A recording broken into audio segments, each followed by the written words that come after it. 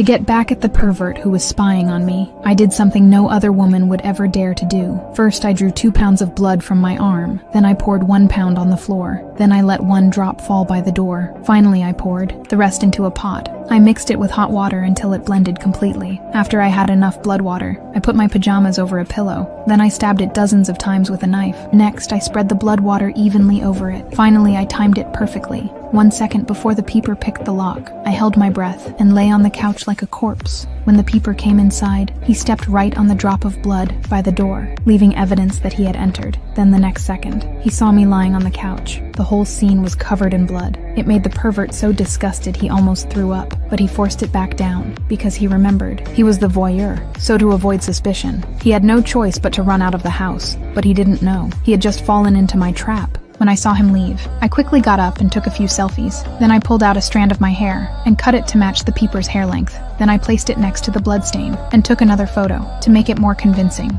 After I finished cleaning the scene, I even dropped a bit of blood under the couch on purpose, so the police would find a clue later. Finally, I disappeared from the city, leaving all the mess to the voyeur. The reason the voyeur could get into my house was because he was the manager of a real estate agency. John used his position at work to secretly sneak into his clients' homes and spy on their private lives to satisfy his twisted desires. Every time John entered a client's home, he would steal a small unnoticed item and treat those things as his trophies. He even went as far as renting a warehouse just to store all those stolen items. He hung them all over the walls, creating his own secret fantasy room. But when you do thrilling things too often, it's hard to feel that rush again. So John decided to find a new way to satisfy himself, and that was when I suddenly caught his attention because I was eating a grilled sausage while posting vegan food photos on social media. My fake and contradictory image made John extremely curious about me, so he made me his new target. When he found out I was a female influencer with nearly 300,000 followers who